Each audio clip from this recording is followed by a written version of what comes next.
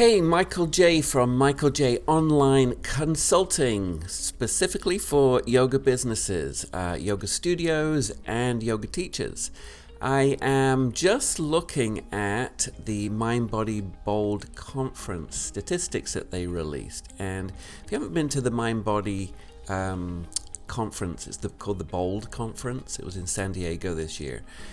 It's a really great experience, and it's a fantastic conference for anybody in the fitness industry. So anyway, I wasn't able to go this year, but at the end of the conference they do this great session where they just reveal the statistics, because their software is worldwide, and it's in a massive amount of yoga studios. So they have a lot of data from that.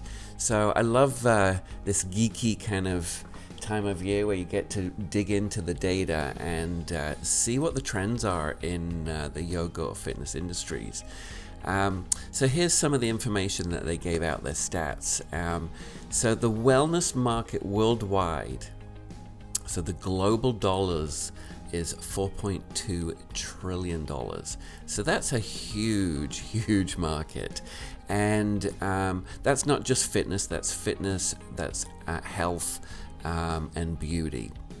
So it represents those three markets. But anyway, so a big chunk of those dollars these days are being spent by millennials. So what the millennials are willing to pay for is experiences. So they're calling this the experience economy. And so within that experience economy, there's an average of $297 per month being spent on wellness services. Again, that's not just yoga, that's yoga, fitness, health, and beauty. Globally also, those millennials will spend 75% on experiences or good experiences. In the fitness industry, the biggest growth has come from boutique fitness and franchises. So those together have grown 44% in, I believe, the last year. And because they're boutique and because their customers are millennials, and because it's an experience, they also get to charge a higher price point. So the trends, the hottest US fitness trends in 2019, number one still is yoga. That's pretty amazing after all these years. Number two is high intensity interval training, 3 weight training, 4 cardio machines, 5 Pilates, 6 running, 7 cycling and spin, 8 stretch, and 9 dance, and 10 personal training. But the up and coming fitness trends, the number one is Pilates.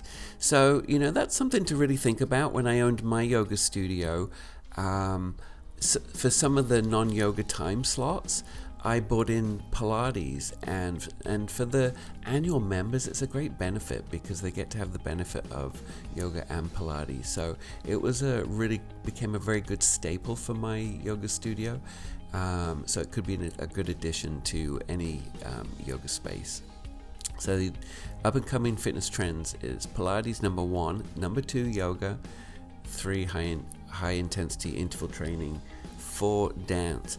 But interesting new coming in here at number 9 is aerial workout. So there's a lot of aerial yoga and fitness happening now, and 10 stretch classes. So one of the biggest trends coming up that can't be ignored, and there's a lot of fear around this one, is video disruption. So it's an on-demand time now, where we can tune into an app or an app on our TV, or now there's the Peloton bikes, and those mirrors, the fitness mirrors, whatever they're called. So that there's a real new surge into that. But so there's a lot of fear around that taking over, because just like, retail, the bricks and mortar stores, a lot of those are going now and everything's moving online. So there's a lot of fear around whether everything's moving online. But I don't see that. I see that actually for fitness industries and studios, there is an opportunity for growth here, not fear.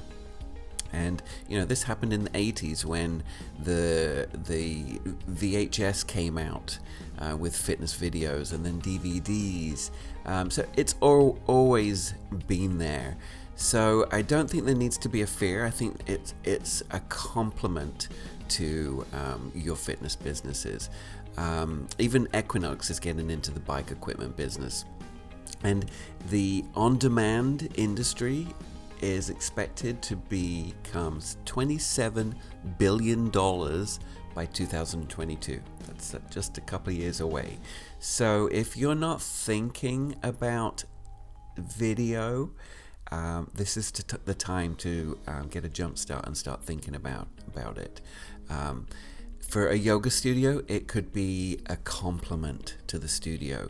So you could sell additional content of your yoga teacher's classes online, sell videos online. You could give them away free for your clientele, especially the annual members. It could be a real perk.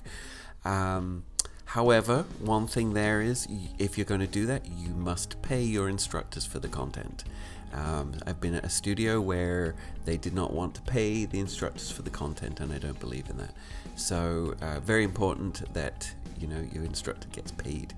And remember, it's the millennial market. It's going to be the on-demand. So for a yoga studio, you could be doing live streaming. For an individual yoga teacher, you could be doing online video content. You could be doing online private classes.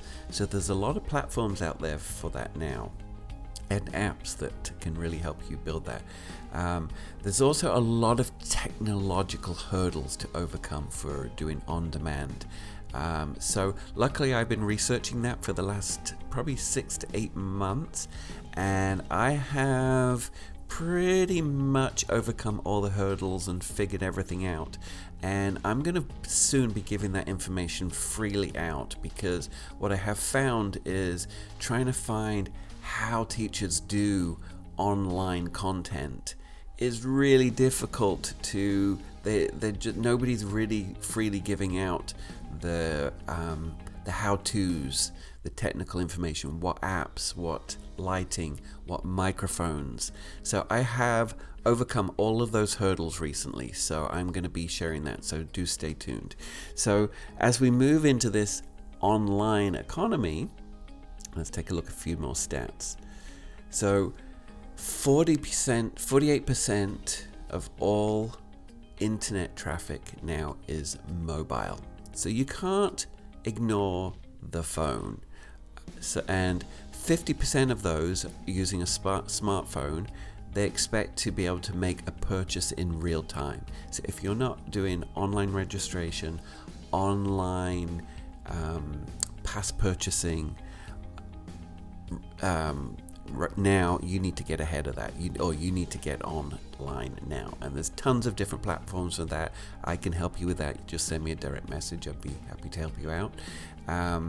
81% of consumers who search for a business on mobile call or go to that business within 24 hours.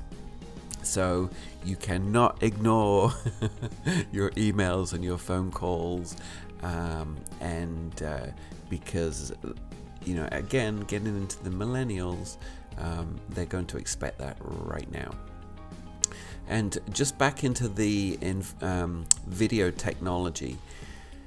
So right now, for live streaming video, which is getting really, really big on Instagram and Facebook, especially private groups. So if you are not jumping on the bandwagon, it's your time to. So I will be sharing a whole bunch of information soon. Do stay in touch with me. I'd be happy to answer any questions. Send me a direct message on social media or contact me via my website, and there'll be lots more tips coming soon. Cheers.